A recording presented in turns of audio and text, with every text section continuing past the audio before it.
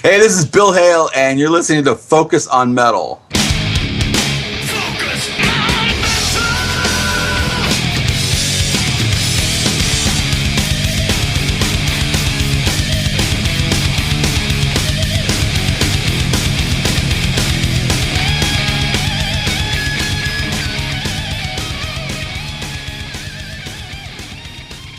Hey, Metalheads, welcome to yet another dose of Focus on Metal. So this week and next week, we will be talking with longtime rock photographer Bill O'Leary. And if you're confused about who Bill O'Leary is, you are among a lot of people. However, you have probably seen a mega crap ton of his images and never known he was the guy that shot them. I'm sure that they're on different DVD things and websites and all over the place. Guy's been shooting bands since about the mid-'70s, so a lot of time spent in front of a lot of stages, and he even started shooting before they even had photo pits. And if you want to find out about Bill's history, besides what you're going to hear all of this week, you can also go to timelessconcertimages.com. And you can see some of the sample stuff. You can see a listing of all the bands that he shot in alphabetical order. It's massive.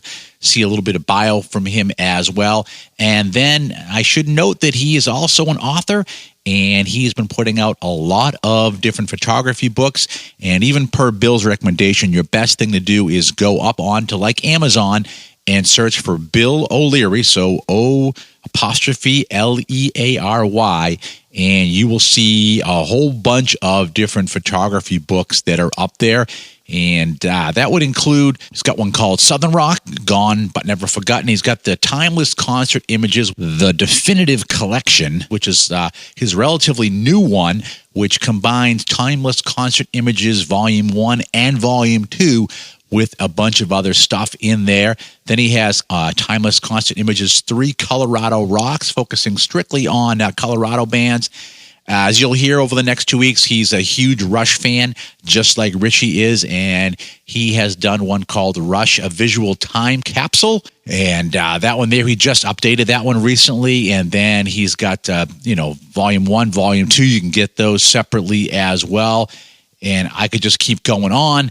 But he has got a lot of different great rock photography books out there. But you'll also hear him mention the fact that there is availability of get a lot of his images. And if you would like to do that, you can go to timelessconcertimages.pixels.com. And he has got great stuff up there from like The Crew and Scorpions, Kiss, Van Halen. I could just keep going, but there are a ton of bands up there.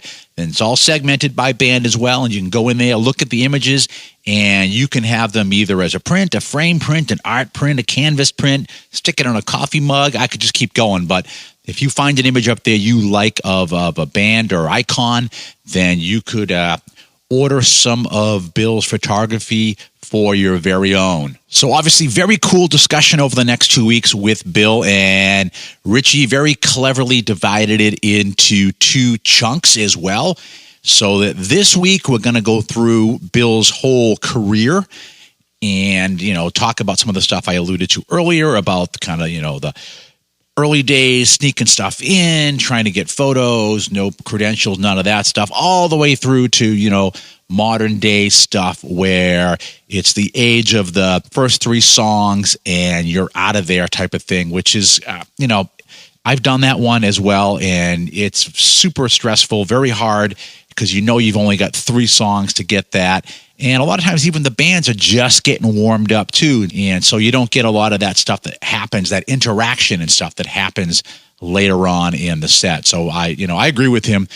The whole 3-song thing kind of sucks. And at the same time, depending on the venue and the band, you're in competition of trying to get into that perfect spot along with, 4 or 5 other photographers who also know they've only got 3 songs to get their shots too. So like I said, that's this week. We're going to go through all of Bill's career.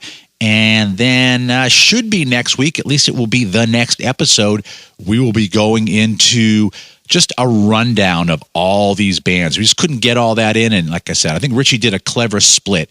Let's deal with the career this week and get you guys into really understanding what it took for Bill to get to be where he is today. And then next week, going through some of his memories of bands and shots and all of that stuff. So 2 great episodes with photographer Bill O'Leary. And speaking of photography, I'm sure if you follow us on Twitter, you've seen that I've been posting a bunch of concert photos lately. That it's been just a busy concert summer out there, and even today I'm feeling my voice is a little bit off today. Great show with Tesla yesterday, so if you, again, follow us on Twitter, and you'll figure out, oh, wait a minute, I know what day he actually did this show, because you would have seen posts from me of some great stuff from Tesla. And in true disclosure, only one of any of those photos that I am posting or have posted were for me. My girlfriend tends to do all of the concert photography for me, and I've got to say, considering how short she is, she does a pretty damn good job. It does help to be within the first couple rows every time. But yeah, she's been the one that takes a lot of those photos for me, lets me enjoy the show, and she just innately knows what it is that I'm looking for. So a lot of those great shots, again, she's doing those for us. So lots of great stuff. The next 2 episodes with photographer Bill O'Leary, and we're going to kick that off right now. Yo, Richie, what's up? Hey, Bill, how you doing? Good, man. I'm just playing my new metal playlist to kind of get psyched up here. You're in Colorado, right? Yeah. So how hot is it there today? Oh, man. Well, here's the deal. I'm up at 9,000 feet in the mountains. Okay. So we're like 20 degrees cooler than it is down in Denver, where it's close to 100. Look at you, and, then. Yeah, that's exactly why I moved up here, because I don't like the heat. Okay. So where are you calling me from? I am just outside of Boston. I'm originally from Ireland. Oh, nice. Yeah. Nice. Well, you'll notice my last name. Yeah, I know. Yeah. So good, man. County Cork in Ireland is where the O'Learys are from. Okay, I'm the next county over, County Waterford. Nice. I love it. Yeah. I love it. And I've been looking at your page on Facebook. Looks like you've been doing this for at least 12 years. Yeah. One thing I want to ask you, Bill, before we get into the interview, and I might include this, I don't know. The reason I found out about you was because I put a picture on Facebook, and of course it didn't have your name on it. Uh-huh. And someone put it in the comments that about you, and then you commented it, and then I messaged you, and I was sincere in saying I didn't know. Does that happen a lot, and is there anything you can do about it? That happens a lot, and I'll tell you why. Early on, I used to post pictures on the internet, and I didn't have a watermark, which is the credit that's stamped on the actual photo. Yeah. And unfortunately, there's a lot of my early photos out there without the watermark. And finally, I started watermarking everything. And yes, it happens, and I try and correct it. And not for any other reason than just to get proper credit. Yeah. I don't want any money. I don't want fame. I don't want glory. I just want credit. Yeah. So yeah, I appreciate that, and that rings a bell. And occasionally I'll look around and I'll see my picture and I'll go, wait a second, let me credit that. So it does happen. Yeah, because I don't have any problem with anybody coming along saying anything like that, because some people know it's somebody and they'll do it anyway, but I'm completely naive with all this stuff. If it's not on it, I don't know. Well, the thing about Facebook in particular is not many people care, because most people just share photos no matter what. They don't care who took the photo. And, I understand that. Richie, I look at Facebook as almost being a black hole. I mean, it sucks anything it can get. Yeah. So anyway, as a photographer, I just want a professional credit. That's all I ask for. Okay. I'm not looking to make money, just credit me professionally. That's all I care about. Yeah. Now, I'm doing the show 10 years, and I've only ever had 2 photographers on the show. So in addition to the 2 guys that Richie remembers, I also want to remind everybody that we've also had Bill Hale on the show multiple times. He's always great to have on. Good guy, incredible photographer, definitely one of the OG metal photographers out there. We actually had him back on episode 12 for his Metallica book, and we had him on episode 86 for his Megadeth book, and those were two awesome times that we chatted with Bill, among others. But definitely check those two out, and also go and check out his first book that we cover back on episode 12, and that one is Metallica Club Days, 1982 to 1984. And this is from a guy that was on the scene, friend of the band, got a lot of those great inside shots that you probably have seen some of them and never even realized, just like with Bill O'Leary, not even realized they were Bill Hale. So again, check that one out. And that is available up on our friends at Amazon. And the second one you can find up there is called Megadeth, Another Time, A Different Place.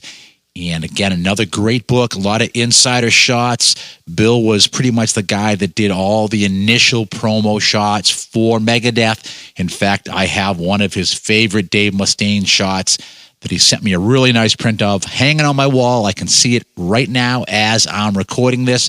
So check that one out as well. Megadeth, Another Time, A Different Place. Another great photography book from my buddy Bill Hale. And if you don't do it already, I highly recommend that you follow Bill up on Twitter.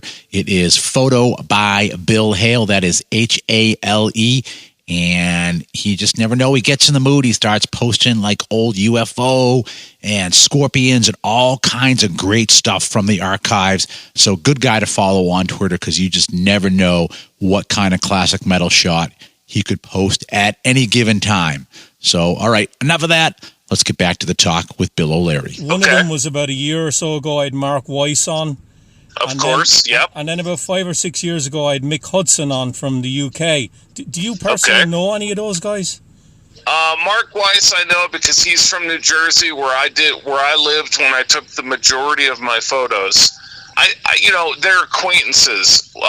When you're shooting photos at, for example, the world famous Madison Square Garden, you're bumping elbows with these famous people, right? So yeah, I know them as acquaintances and from shooting the same shows. But photographers tend to be a little bit competitive with each other. And there's a lot of ego involved, as there is in anything involved with rock and roll. And that's unfortunate, because I'm the kind of photographer, I'm a fan first. I love music and I love photography. I don't worry about competing and whose photos are better, you know? So yeah, I tend to shy away from that competitiveness. And I have other photographers. If there's a photo I really love, I'll put it on my wall amongst my photos. I don't worry about that. Yeah, so what came first for you, Bill? Was it the love of photography or the love of music? It was the love of music all the way. Music was my escape. I went to my first concert in 1977, and I saw Genesis. And I walked out just blown away by the PA system, the lighting, everything. And 4 concerts later in the same year was when I took a camera and I saw the Gods opening for Angel in Pittsburgh, Pennsylvania. And it changed my world. And the thing that immediately got me was I wanted to leave the concert with a lot more than just a ticket stub and a t-shirt, maybe. I wanted to capture what I saw, and photography was the natural way to go. So I borrowed cameras early when I would go to concerts and, would take pictures, and very quickly, within 6 months to a year, a lot of people were telling me, you're a natural, because I got really good shots. And that made me move forward, and really want to take it seriously. So yeah, it was the music. And not to drag it out too far, but a lot of people have told me over the years that I know exactly when to snap the picture as far as the moment, capturing the moment. And I believe that that's directly because of my love and knowledge of the music itself. I go to see my favorite bands, and instantly I know every note, every drum part in the song, and I know when to pull the trigger to snap the picture. And I think that really helped me to become a great photographer, was because of my love of the music. Bill, when you were bringing the cameras into your first concerts, were you sneaking them in, or were you there as a professional photographer? No, everybody has to start at the bottom, including me. In those days, I like to call it guerrilla tactics, where we snuck in the body of the camera. Maybe a friend that was with me brought in one of the lenses. Another friend with me would bring in the rolls of film, so that when they did the pat down in those early days, they would let us go, because you're not carrying everything at once on one person. Now, you know, this is the early days. They didn't, security was nothing like it is nowadays. You could walk into any show carrying stuff and they would barely search you. So you had to start somewhere, and building up a portfolio of photos is how you would eventually get credentials, because you had to prove yourself with your images. So yes, early on we snuck in cameras, we did whatever we had to do, and it was very thrilling. For example, when I shot Judas Priest in 1980 on their British Steel tour, I had first row tickets, and three of my friends came with me, so four of us total. We each had a part of the camera, and luckily two of us got in. The other two had to bring the pieces back to the car, but the two that got in was the body of the camera and a 50 millimeter lens, the two most important pieces that could have gotten in. Thank God, because my British Steel pictures are very well known and famous nowadays. And if I hadn't gotten those two pieces of the equipment in, I wouldn't have been able to take those pictures. Eventually, though, yeah, you prove that you're legit with your portfolio, and that leads to getting credentials and working for magazines. You develop contacts with certain bands, local bands especially. So yeah, it takes time, but we in the early days it was called guerrilla warfare, if you will. Did you ever go to a concert and none of the camera got in and you weren't able to shoot at all? Not that I recall, but I will tell you this. Being a fan first, I went to, I would say 50% of the concerts that I went to, I went to shoot the show with a camera. The other 50%, I went as a fan. And this is where a lot of people are surprised. There were many times when I wanted to go see a band that I loved, and I didn't want to take pictures because that took away from enjoying the concert to the fullest extent. A good example of that is 1981 in the U.S. Judas Priest was on their Point of Entry tour, and for the very first time in the United States was Iron Maiden on their Killers tour. And I wanted to completely enjoy the show and not take pictures. And I did. Do I regret not having those pictures nowadays? Of course I do. But because it was all about the music and being a fan, I'm not upset about that. I have the memory in my mind, even if I don't have the actual pictures. Now, if you're at a concert back then, you're at the sneaking a camera in. Tell me about getting a vantage point where your view isn't obstructed. There's not going to be much movement in front of you, that you can get great pictures. Was that difficult? It was not difficult for me, because living in the New York City area, there were very established ticket scalpers, people that had the inside scoop to the best tickets. Fortunately for me, I was connected with one who would get me tickets for any show I wanted. And most of the shows were reserved seating. So if a show came along, I could get front row center seats at Madison Square Garden or any of the other venues. Therefore, it was getting me the perfect vantage point reserved. Yes, I did shoot general admission shows where you would pay the price, wait in line, but mainly in those days it was reserved seating. So I paid a premium price for tickets, and when I say that, I'm only talking $30, $40, maybe $50 per seat, back when the face value of those seats was only $8. But in order to get a reserved front row center seat, for example, when I shot Queen at Madison Square Garden in 1980, I was front row center, and it was invaluable to pay $45 scalped ticket price for a front row seat. So yes, I had that advantage, and I took full advantage of that. Did any of the photographers in the pit, the professional photographers, turn around and maybe point to security and say, look, you want to get this guy out of here? No, I never ever had that situation. Never. They were typically focused on doing their job, typically right in front of me, until the days when I could be in that pit elbow to elbow with them with credentials.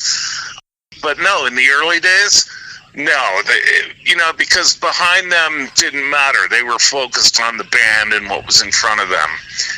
And also, I would develop conversations with some of them, especially if I knew them, by, just before the show, they'd come out and be in the photo pit and, start up a conversation about, wow, who are you shooting for? What magazine? And most of them were pretty talkative and friendly. And it led to me, obviously, wanting to be in that same position and achieving, getting credentials. But in the early days, everybody has to start somewhere.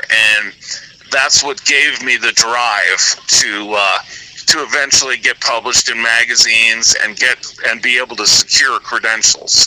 Was there somebody in photography, a professional, that gave you a lot of pointers, maybe helped you get the leg in to get your credentials in the beginning?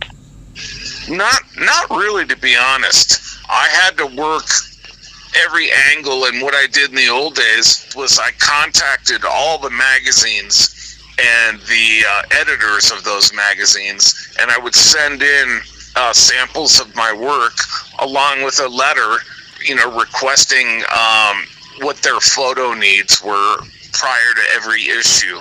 And if you work those connections as I did back in the early 80s, they pay off. One of my best connections early on was the editor of Guitar Player magazine, Jas Obrecht. He took me on right away as a young up-and-coming photographer and used my photography in the magazine.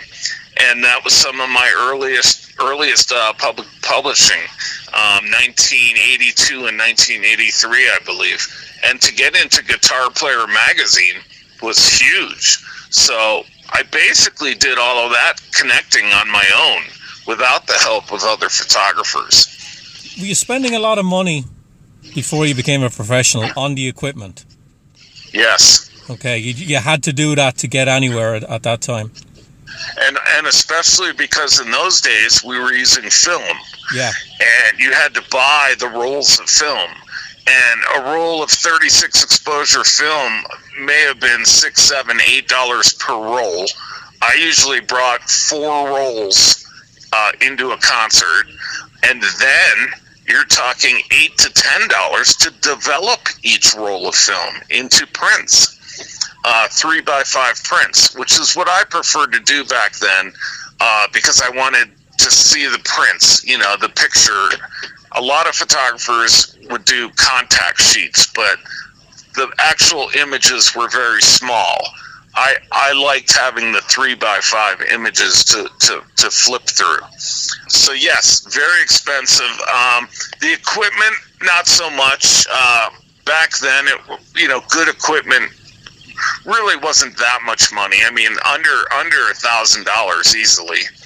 I used old Minolta 35mm SRT camera bodies with various lenses, and the equipment really wasn't that expensive. Okay. When you were sneaking the cameras into concerts and you were taking the pictures, did you notice that there was a lot of other people around you doing the same thing, or did you think it was rare what you were doing? It was very rare. I hardly ever saw other people sneaking in cameras, especially when you compare it to nowadays, where everybody has a cell phone and everybody is either filming or snapping pictures. In fact, it's quite ironic that back then the level of security to make sure that no one could bring in recording devices or film cameras, it's amazing how compared to today, where everybody is a photographer, everybody is filming. So it's amazing when you compare the difference 40 years ago. But no, I was the only one that usually shooting. Again, back to Judas Priest on the British Steel Tour, I'm in the front row, and there are no photographers, no photographer pit. I was the only one with a camera, and security didn't do anything. They didn't care. And it's one of those moments that I'll never forget, because I feel that my British Steel photos are some of my best, because it was just so in the moment and there were no other photographers. Were there any bands back then, when you were doing what you were doing and you weren't a professional, that they found out about your photographs and contacted you to try and get them? Oh, sure. Especially in my inner circle, of music friends.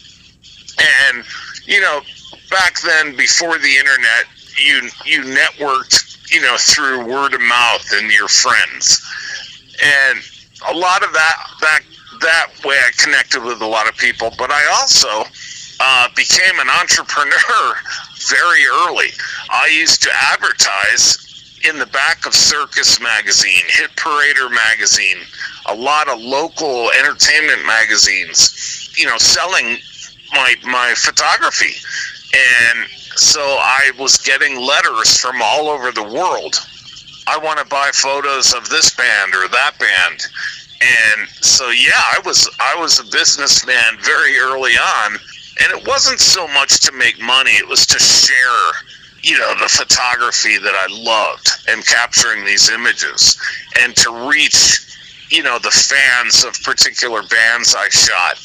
And it's very similar to today with, for example, social media, Facebook, Instagram.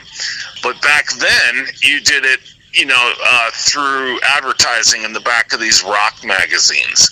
That was how you got your name out there. That's how people contacted you.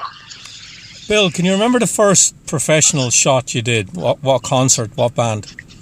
Sure. Like I said, my fourth concert was November 3rd, 1977. And it was the Gods opening up for Angel. And I had a real cheap camera and was taking pictures. And I shot an amazing photo of their lead guitar player, Mark Chatfield. And I'm looking at it right now because it's framed on my wall. And I consider it to be, my first real good quality photos. And it's an amazing photo to me. And on Facebook, at least, people absolutely love it. And I look at it as my very first. And then it was, after that night, I was ready to go. Do you think being a good concert photographer it's not. It's not something you can really learn, though. You just have to have a really good instinct for it. Would you say that's fair? I would say that's very fair, especially considering in my time in the early days when you're using film. We're talking about analog film. The lighting was very different than today. They were using light bulbs with what they called color gels, and the lighting was not as intense as it is nowadays, which made it more difficult. The other thing that made it very difficult was film. It's harder to freeze action. And, for example, shooting Rick Nielsen of Cheap Trick or Angus Young of AC/DC back then, those two in particular were constantly flying around the stage. So you really had to lock into them to get a good shot. Otherwise, it would be blurry. Like I said, especially with analog film. Digital photography is different because it would freeze action immediately. So yeah, it was very challenging in the early days. But like I said, I became a natural for it. I was able to read the color of the lighting and how that is red a good color to shoot, is yellow or blue better, which of course it is. So how it reacts to the film. So I got very good quick. And again, I think it's all because of my love for music. I mean, I was really passionate about music, and it was all connected when I started shooting concerts. Bill, I know this is a subjective question, and it's probably something that I don't know whether you've had a set opinion on it over the years or it's changed, but what to you makes a great concert photograph? Oh, well, of course, there's a lot of things that go into it. Of course, there's the technical side where it has to be composed properly. It has to be well lit by either natural lighting or if you were to use a flash on your camera, which occasionally I had to back in the days, because if you shot in smaller theaters or clubs, the lighting was very, very minimal and weak. I personally could not stand flash photography. I used to call it crime scene photography because I thought the flash made it very artificial. And I wanted no flash. I wanted natural lighting, the stage lighting, because in my opinion, that is what the naked eye saw when you were watching the concert. I wanted it to be identical to what you saw. So that made it tougher. Crisp, good lighting, good composition, as I said. And then, you know, like I said before, the passion and knowing the music so that you could capture the perfect emotion, the perfect timing, the perfect bending of the strings on a guitar. Drummer shots are some of the most difficult because you have this massive drum set blocking the view. Occasionally you could see the drummer's face, you know, in between drum toms or cymbals. And so those shots were extremely difficult to get.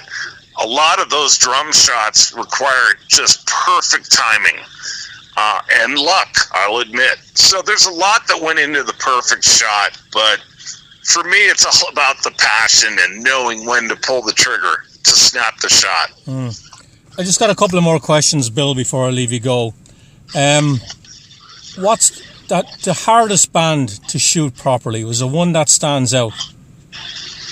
Well, that depended on the audience, because the audience, and if you were in the middle of the audience or in the front couple rows with an audience that was extremely aggressive, oh, talk about a challenge.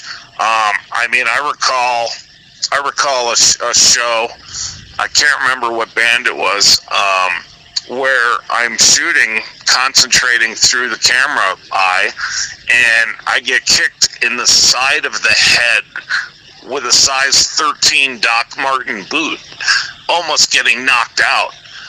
Someone was stage diving or crowd surfing. So it was, a lot of it was the crowd.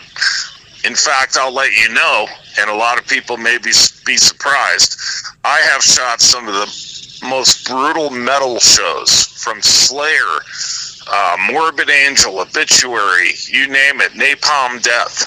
And the most violent concert, as far as the fans, that I ever went to and took pictures at, believe it or not, was the Grateful Dead.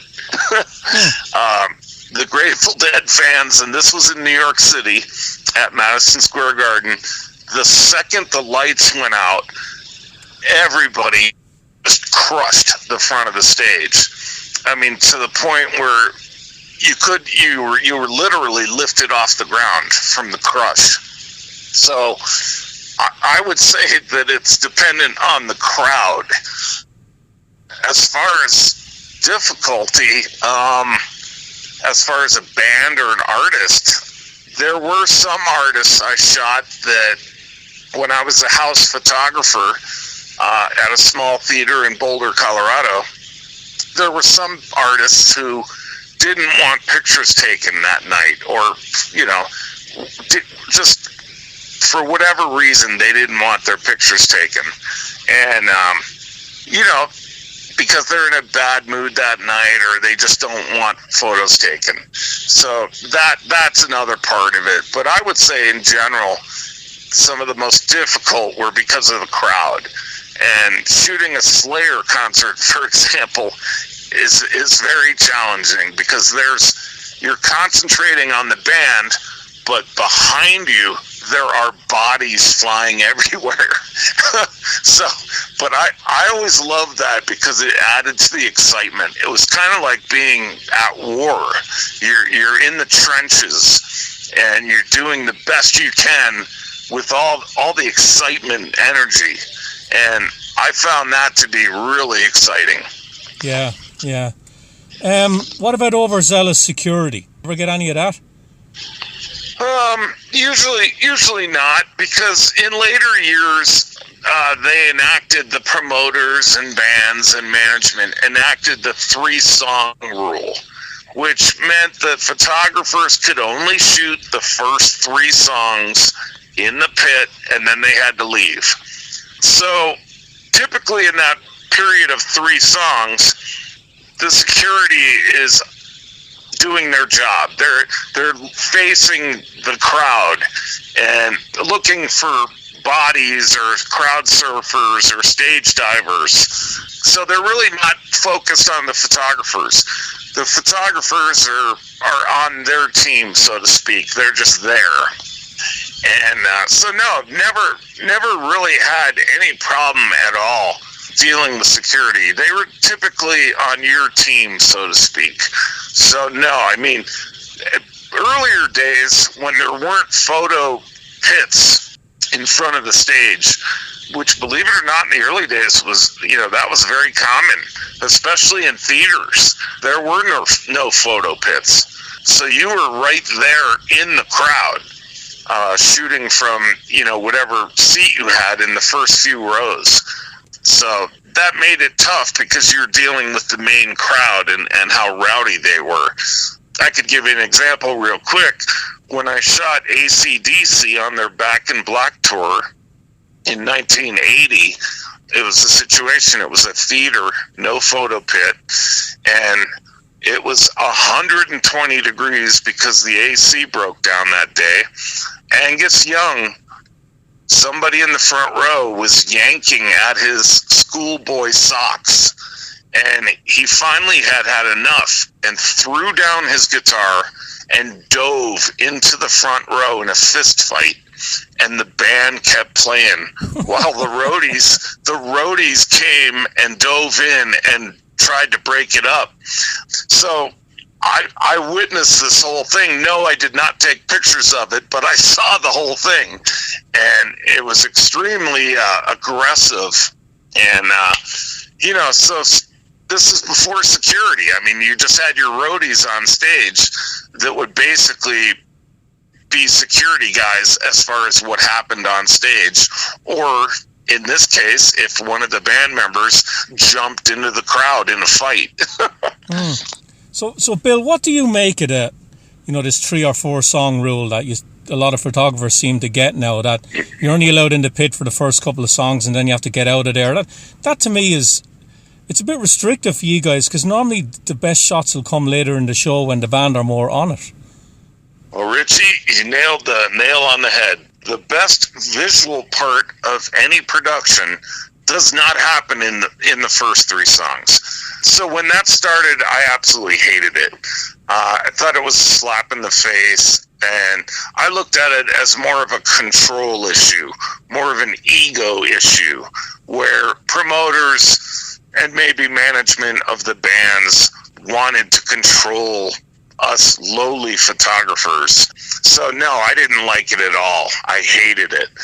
In fact, that's what made me become a house photographer, is at small theaters, so that I had free reign to shoot the entire show, unlike some of the big arena shows where they had the 3-song rule. So I couldn't stand it. It's just a form of control. And I mean, yeah, you could shoot fast and shoot as many shots as you could within 3 songs, but production-wise, you're right. You would miss the best parts. It's kind of a disservice to the band as well. They want the best pictures and you're not able to take them. Right, but later on when that happened, bands would eventually hire a photographer to go on tour with them, and that photographer would have full reign to shoot the entire show and multiple shows. So as far as individual bands, they would get that.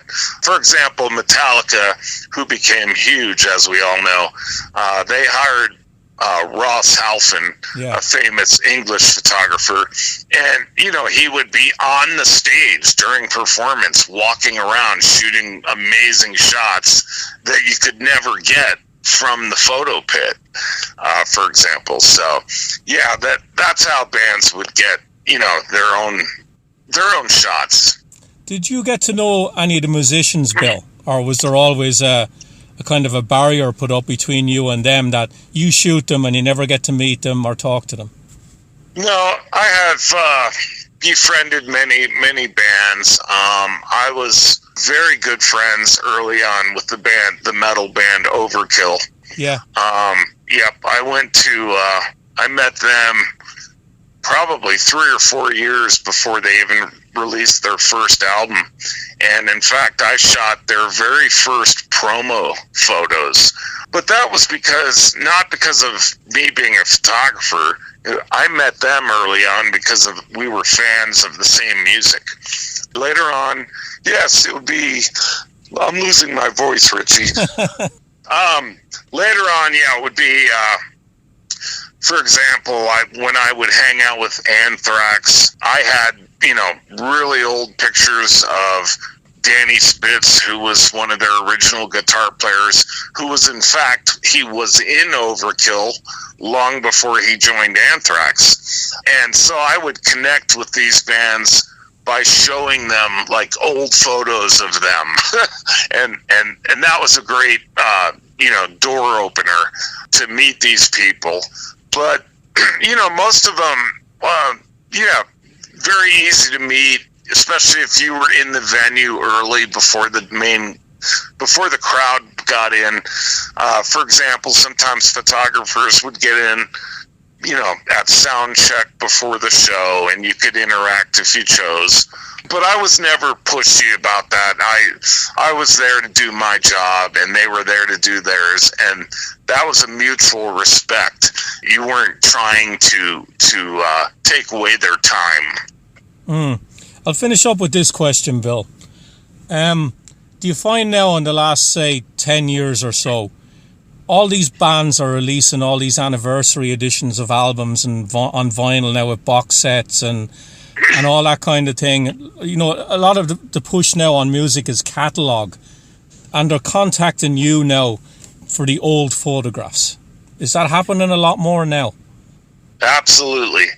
Absolutely. Especially in my case, because the majority of my archives are 30 to 40 years old. And a box set typically is going back in time, especially with rare and unreleased music. So naturally, rare and unreleased photography to go along with that is a natural in a box set. And also, I've been getting a lot of my work published in documentaries on TV now, which do the same thing. They go back and they tell the story of the band, you know, either from the beginning or when the band was breaking up or what have you. So, yeah, as your photography becomes more vintage, sure, there's a higher demand. And I'm in a perfect place these days to be able to enjoy that and to actually have, you know, photography that people want to use. And so between box sets, remastered CDs, documentaries, yes, I am very fortunate at this point in time to be getting my photography used in a lot of different areas right now. Bill, you've never lost any of it, have you? Over the years, you still have it all? You mean the photography? Yeah, the photos, yeah. The film. Oh, sure. No. I very meticulously cataloged all my negative strips into 3-ring binders in negative pages. And I kept that in a nice, cool, and dark closet, for example, for all these years. And then in the last 20 years with technology, I digitally scanned my negatives, you know, into the computer so that I had instant access on the computer to send a digital image to magazines, DVD production companies, what have you. So no, I never lost anything. In fact, it's kind of funny. It's quite the opposite. By going through my old negatives, I have actually found a lot of photos that I had forgotten I even had. So, no, I've been very organized my entire life. And when you have 25,000 concert images, you have to be organized. Yeah, true. So, Bill, do you have a website or where someone can order any of your books or get in touch with you? Well, if you go to Amazon, you can get to my 6 books. I have 6 different books. All you have to do is go to Amazon and type in Bill O'Leary, O''Leary. And if you type in my name as the author, you'll see the books. My main website is timelessconcertimages.com. And then I have another website that sells framed and unframed prints, T-shirts, coffee cups, you name it. And that's timelessconcertimages.pixels, Pixels.com. And there you can shop for any type of photo, T-shirts, you name it. Any of my photos can be put on anything. And so I enjoy that. But yeah, mainly Amazon.com for my books is the best way to get the most photography for your money. Okay. Well, Bill, it's been a pleasure talking to you. Thanks for the photographs. They're amazing.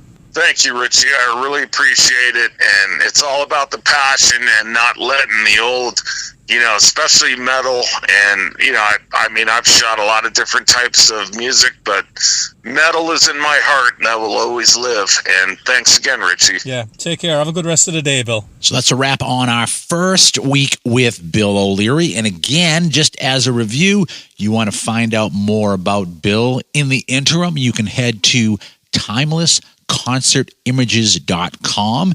And on there, he's got his little bio. He talks about his book. There's a big, and I mean big, list of bands he's photographed in alphabetical order, which is nice with dates and all that. Good stuff. And if you want to go and maybe look at and see what kind of images are available to purchase from Bill, then you want to go to timelessconcertimages.pixels.com and check out what's available there. There is some really cool shots there, which of course, I mean, Bill's a pro, right? And go up to Amazon, search under Bill O'Leary, photographer, and you can get any of his photo books that are out there. Lots of good stuff there to choose from. And to me, I'm thinking, you know, if you really like what you see on the website, then go and get that Timeless Concert Images, the definitive collection. And that one there gives you 1 plus 2 plus, I think, like another 52 more images that aren't in either of those volumes as well. And that one's just been recently updated. So to me, that's the one that I would definitely be wanting to get. And, you know, while you're on Amazon and you're searching for photographers whose first names start with Bill, then again, check out my friend Bill Hale. 2 great books by him out there. One with Metallica, one with Megadeth. Good stuff from their really, really early days. And some of the stuff you might recognize, some photos here or there, and then others you'll just be surprised at the amount of stuff that he was actually able to capture. So good stuff. And again, check all of that stuff out. And speaking of checking out, remember to check out our next episode once it's posted. We're going to continue this chat with Bill O'Leary and go down a rundown of a lot of the bands that he did and stories and photos and dates and all of that good stuff. But for this week, that's it. There ain't no more. Stick a fork in it. This puppy is done. So for Richie, myself, and everybody else here at Focus on Metal, have yourselves a great metal week. And until we talk to you again, as always, remember... Focus on Metal! Everything else is insignificant.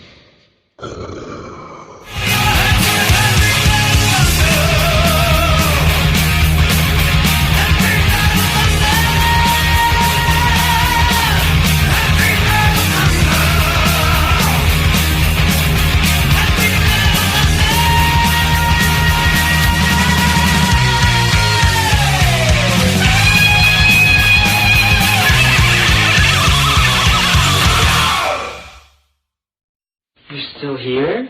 It's over. Go home.